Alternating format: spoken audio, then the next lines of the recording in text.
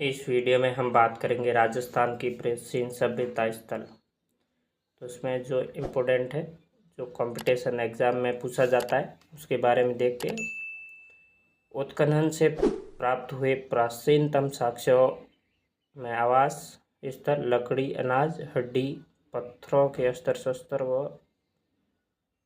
उपकरण प्रमुख हैं। प्राप्त उपकरणों में पत्थरों की संख्या अधिक है, अतः जो स्टार्टिंग का युग था, प्रारंभिक युग था, उसको प्रस्तर युग भी कहा जाता है।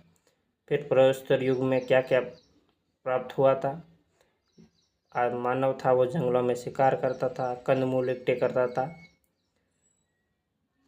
ये सब करता। इसके बाद में जो प्रस्तर युग के जो उपकरण हैं वो बनास, गंभीरी, बेडस और संबल नदियों और घाटियों के सैला क्षेत्रों से प्राप्त हुए हैं। प्रस्तर के बाद कांस्य और तांबर, लोह जो सभ्यता थी, उसके अवशेष प्राप्त होते हैं। तो पत्थरों के स्थान पर धातु का उपकरण बनाए गए और धातुओं में सर्वप्रथम तांबे का प्रयोग हुआ। तो पूछा जाता है राजस्थान में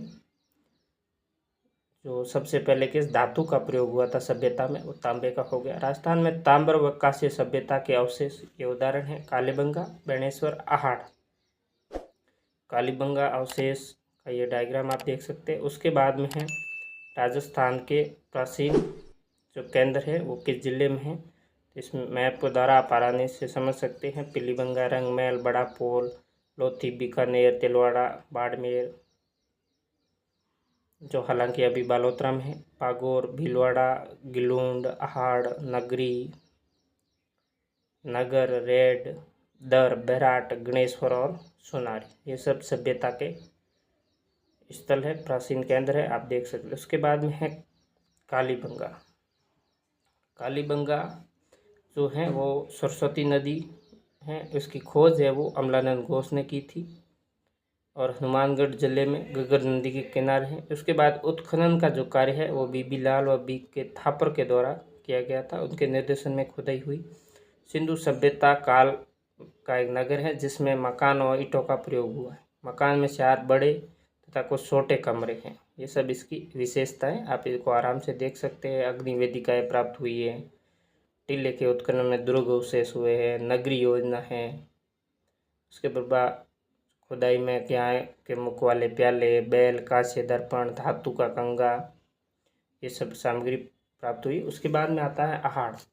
आहड़ उदयपुर के पूरब में बेडस नदी के किनारे है, जिसे धूलकोट भी कहा जाता है। ये बस्ती ताम्रवती के नाम से जानी जाती है। यहाँ तांबे के औजारों का प्रमुख केंद्र के नाम से जाना जाता। 10वीं-11वीं शताब्दी में आहट घाट के नाम से भी जाना जाता था, आहटपुर, ठीक है। उसके बाद में यहाँ मिट्टी के बर्तन प्राप्त हुए, छोटे कमरे, मकान, ससुले, संयुक्त परिवार, उस कोटि की सावर, ये सब आठ सभ्यता से प्राप्त वस्तुएं आप देख सकते हैं। आड़ वासी हैं वो बर्तन बनाने में दक्ष थे। लाल भूरे मर्तकांड, ठीक है, दीपक, धूपदानियाँ, कटोरे, 37 किस की मणियाँ, 7 तांबे की मुद्राएं, 3 मोहरें, ये सब आड़ से प्राप्त हुई। तो इसमें 2 ही सभ्यता थी मुख्यतः, बाकी कौन सी सभ्यता कहाँ पे स्थित है वो आप याद रखें। निम्न में से कालीबंगा किस जिले में है, तो कालीबंगा हो जाएगा हनुमानगढ़। अशोक का शिलालेख, वो अशोक वाला होगा, वो बैराट से प्राप्त हुआ है, हालांकि इसमें नहीं है, ठीक है।